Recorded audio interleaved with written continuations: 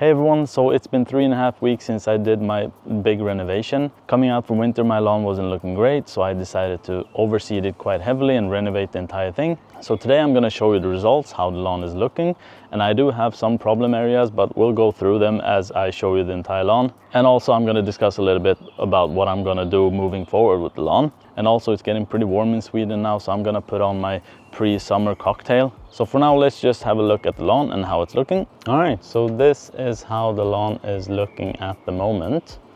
And it's looking pretty decent. I mean, most of the areas have filled in. I have some thin areas, but as long as you have grass growing in these areas, it's going to thicken up. As you mow, as you fertilize, it's going to thicken up over time. So I'm not too worried about those areas, but it has come in pretty nicely, all the creeping red fescue and the ryegrass. Especially over in that corner, it was all empty. I mean, it was just bare soil. And it's come up pretty nicely. And here we have the side strip. Now I ran the wheelbarrow over here so you can see the tracks. But over here I have a lot of issues, but I'm gonna discuss those as we go along. One of the issues you can see right here, it's pretty thin, and you can see those areas. That's actually quackgrass. So as we say in Swedish, it's kvickrot. Yeah, so as you can see, I have a lot of quackgrass and a lot of weeds here in this area where I have the Kentucky bluegrass, but it's because the Kentucky bluegrass just grows so slowly. It gives all the weeds a chance to establish. But if you thought Poa or annual meadowgrass was bad enough, quackgrass is even worse. It's a nightmare. It's almost impossible to get rid of. But I'll discuss later on what I plan to do with it. But first, let's have a look at the front. The front was pretty much entirely dead, and I reseeded with only Kentucky bluegrass.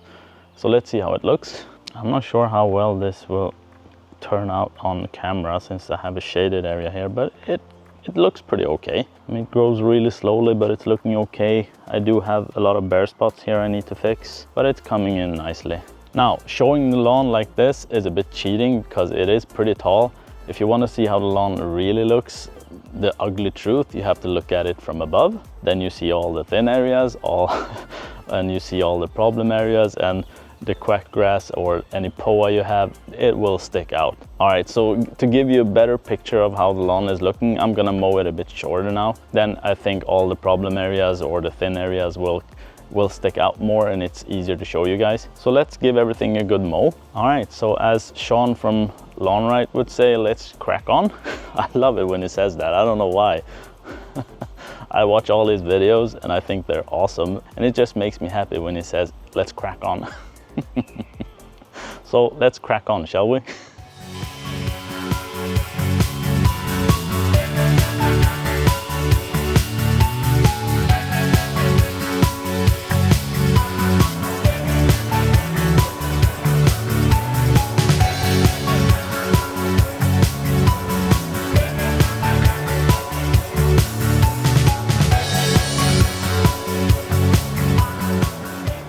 All right, so I'm done mowing the entire lawn. I mowed it with my mallet in the back, and then I used the Gardena manual reel mower on the side and in the front because it weighs less. I think it's looking pretty okay. Let's have a look. I think it looks decent, just 3 weeks after renovation. But it does have problem areas, so let me just focus on those for a minute. So you don't think I'm trying to fool you. It does look decent, it does look good, especially from afar, but it has some problem areas. So let's have a look at those now. So this is one of them. When I spread the pre-germinated seeds, they were pretty wet, so I think they clumped up together. So it came up pretty patchy, but it did germinate like after 2 days. But then we actually had a day of snow and the temperatures just dropped. Of course, it's Sweden, so why not? So it took a long time before everything actually germinated after that. So I saw some areas where the pre-germinated seeds actually sprouted, but after the snow, it all kind of went dead for the entire week. And then we had sun again and it started back up. I mean, one thing is pretty clear. Since I scarified the entire lawn and the scarifier doesn't reach the edges, and I don't have a manual scarifier or anything like that, I didn't do anything about the edges, I just threw down seeds. It doesn't seem to have germinated at all, or pretty poorly, because I didn't cultivate the soil at one bit. So there you can see the importance of actually cultivating the soil. If it's too hard after winter, the seeds are going to have a hard time to actually grab hold and actually develop the roots. And again, over here, it's looking pretty thin, but we have these bushes, and this is where the mower goes out. So it's a very trafficked area. Other than that, yeah, you can see, I mean, it's a little bit thin in some areas, but these will thicken up over time. After you mow it a couple of times, it will thicken up. And here you can see, actually, I have quackgrass here as well, but the difference here is that the other grass is also growing pretty good.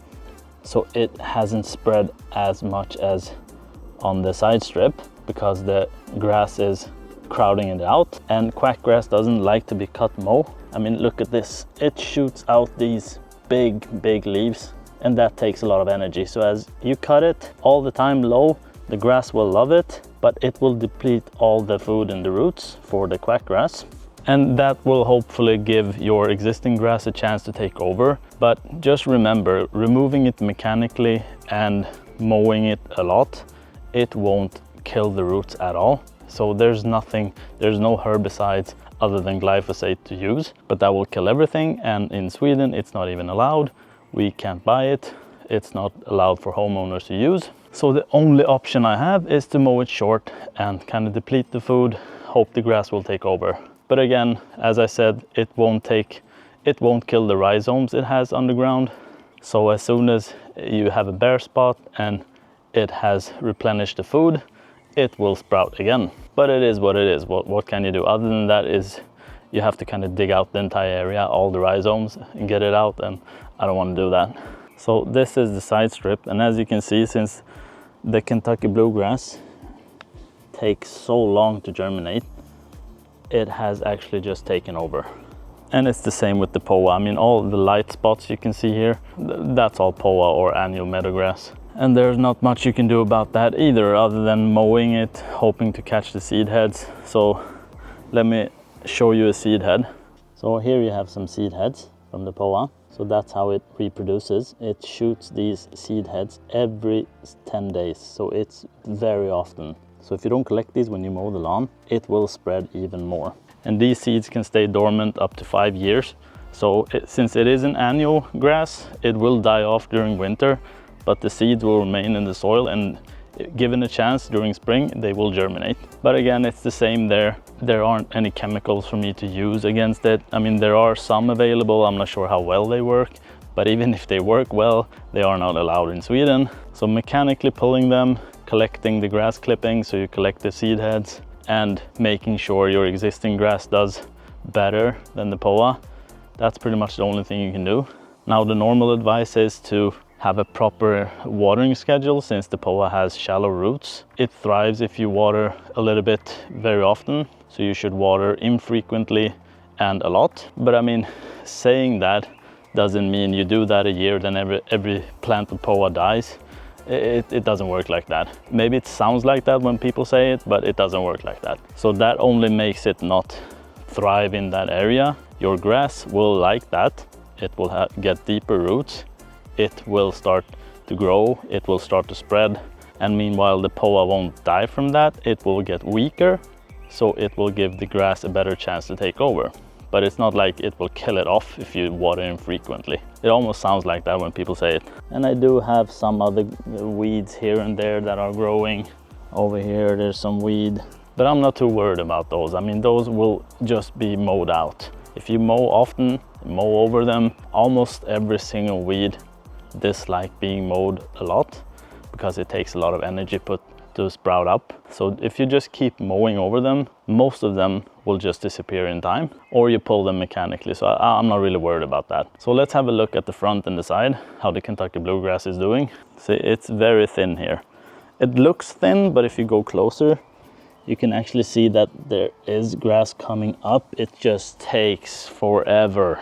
And I mean, pre-germination helped a bit, but I compared the areas where I just seeded normally and pre-germinated the seeds, and the difference wasn't much. I mean, Kentucky bluegrass sprouts pretty fast if you pre-germinate it, but after it sprouts, it's not like creeping red fescue or rye where it just takes off. You fertilize a bit and then it takes off. Kentucky bluegrass germinates, sprouts, and then stays like that, mocking you for weeks and weeks and weeks. It's so frustrating. 2 weeks after I saw everything germinate, the pre-germinated parts, they germinated first, and I was kind of happy, yay, it's germinated. But then it stays like that. I mean, it really tests your patience. I was immediately reminded why I don't use Kentucky bluegrass anymore. But let's have a look at the front. So I'm not sure if you can see that shaded area. It's so hard for me to see what the camera actually picks up, but it's looking decent. I have a lot of bare spots here and there, probably because the pre-germinated seeds clumped up together, and when I threw it out by hand, it just clumped up. And over here you see that it's sloping a bit, so probably when I watered it, it sloped all the seeds. You see it's growing right near the edge, but nothing over here, so it probably washed the seeds down. But I'm not too worried about that either. So what is my plan going forward with the lawn? For the backyard, I'm pretty happy with it. Other than over there by the mower where it was really thin, I'm just gonna put some seeds and some top dress in a bucket and let it pre-germinate for a couple of days and then just put it out. For the Kentucky bluegrass areas, I'm just gonna do the same.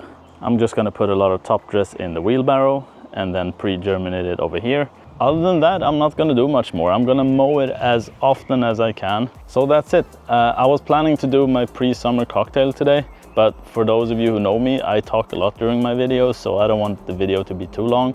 So I'm gonna separate it and I'll show you that in the next video. But it's really awesome. I would recommend everyone to do that mix and put it out on the lawn. So now you can see the results of my renovation. It's looking pretty okay, decent. For some people it looks awesome, but not for me. I still want it to look much, much better than this, but it's a good start. All right. All right, as always, if you have any questions, just leave them in the comments, and I'll see you guys in the next one.